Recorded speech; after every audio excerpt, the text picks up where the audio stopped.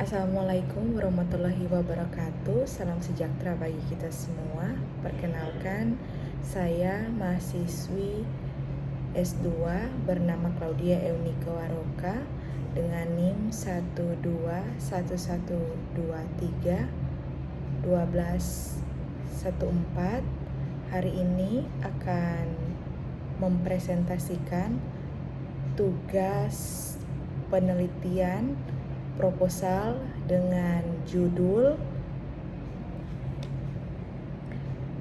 efektivitas pemberian media penyuluhan menggunakan flipchart terhadap peningkatan pengetahuan kesehatan gigi dan mulut pada pasien di UPTD Puskesmas Tatelu, Kabupaten Minahasa Utara tahun 2024. Dari judul penelitian ini, adapun latar belakang yang saya akan presentasikan, yaitu latar belakang masalah yang pertama adalah kesadaran akan kesehatan gigi yang rendah di wilayah Tatelu, Kabupaten Minahasa Utara, yang membuat kunjungan pasien ke Poligigi UPTD Puskesmas Tatelu kurangnya pengetahuan akan kesehatan gigi dan mulut. Yang kedua, yaitu ketersediaan fasilitas kesehatan yang tidak dimanfaatkan secara optimal pada Poligigi UPTD Puskesmas Tatelu yang memiliki fasilitas yang cukup memadai, tetapi masih kurangnya kesadaran pada masyarakat untuk memelihara kesehatan gigi dan mulut.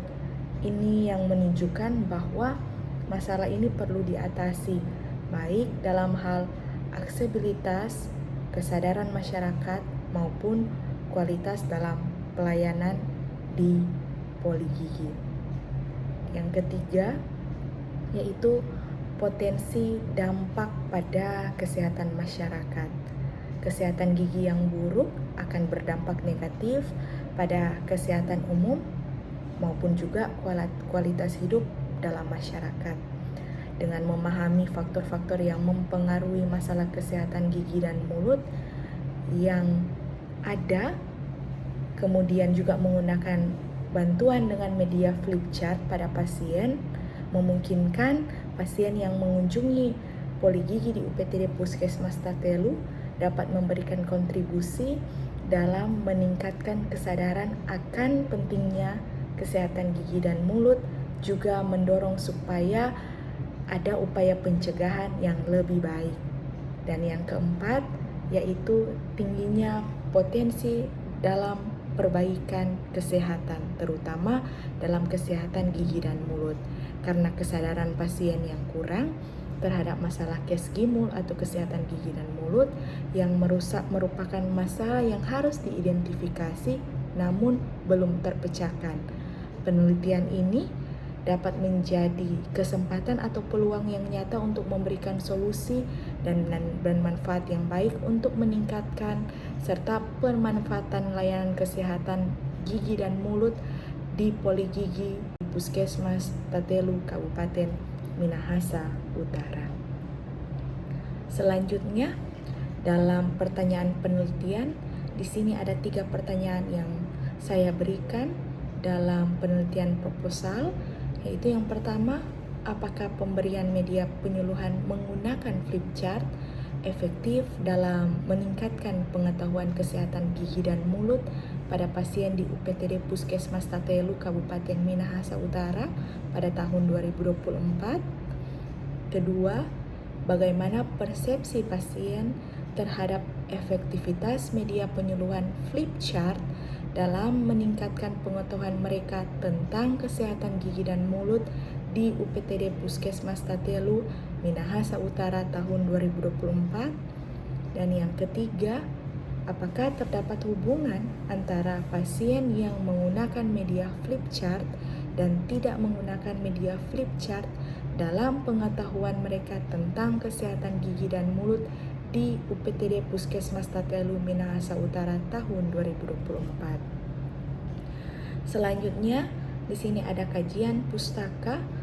Yang pertama adalah kesadaran dan pengetahuan masyarakat untuk menentukan tingkatan kunjungan ke poligigi menurut penelitian Peterson tahun 2023, di mana pentingnya perawatan gigi yang rutin yang gilirannya untuk datang mengunjungi poligigi, terutama dalam memperlihatkan ke dokter gigi maupun ke tenaga medis yang ada di poligigi untuk meningkatkan kesadaran masyarakat tentang pentingnya kesehatan gigi dan mulut.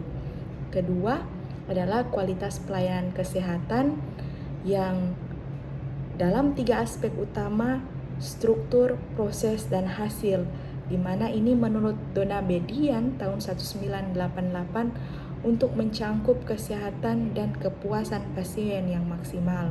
Dan yang ketiga yaitu kepuasan pasien dengan kunjungan berulang di poligigi, kemudian juga keramahan staf, kenyamanan fasilitas, serta kualitas pelayanan yang baik.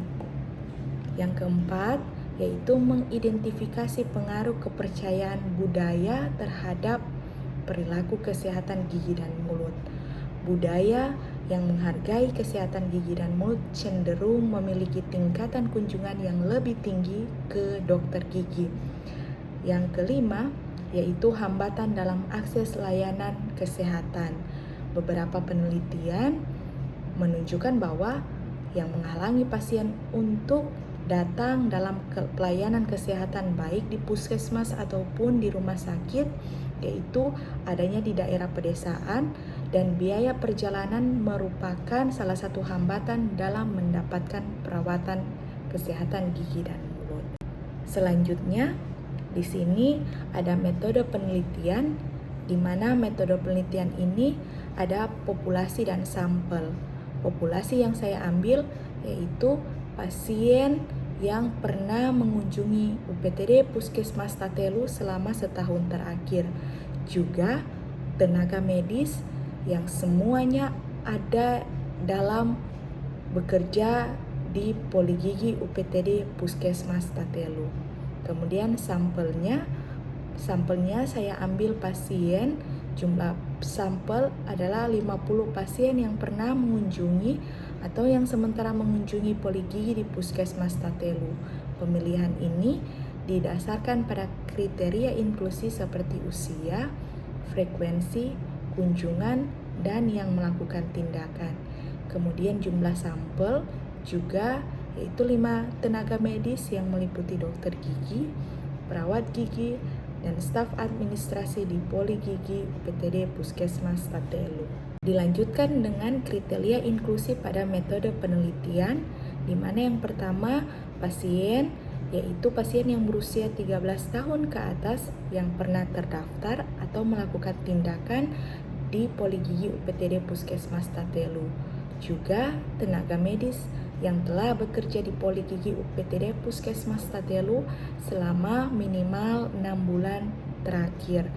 Kemudian dilanjutkan kriteria inklusi berupa pada metode penelitian di sampel, yaitu pasien yang tidak bersedia berpartisipasi atau memiliki kondisi medis yang menghalangi mereka untuk berpartisipasi dalam penelitian, serta tenaga medis yang sedang cuti atau tidak bersedia berpartisipasi. Kemudian metode yang digunakan untuk analisis data, di mana pengumpulan data dilakukan adalah data kuantitatif. Data ini dikumpulkan melalui kuesioner yang akan dibagikan kepada pasien ataupun ke tenaga medis. Kuesioner ini mencangkup pertanyaan tentang kesadaran kesehatan gigi dan mulut dengan menggunakan flip chart. Yang kedua, analisis data kuantitatif, di mana digunakan untuk menggambarkan karakteristik yaitu statistik deskriptif, juga demografis responden dan distribusi jawaban kuesioner, misalnya frekuensi dan presentasi untuk data kategorikal, serta min dan standar deviasi dalam data continuous. Dilanjutkan dengan uji t-test dependent, di mana uji t-test dependent ini sering digunakan dalam penelitian ilmiah, pencobaan atau analisis data statistik untuk menentukan apakah ada perbedaan antara nilai rata-rata untuk membandingkan dua kelompok yang sudah diuji. Demikianlah tugas dari saya. Terima kasih atas partisipasi kita bersama. Selamat sore dan tetap semangat dalam bersekolah. Terima kasih.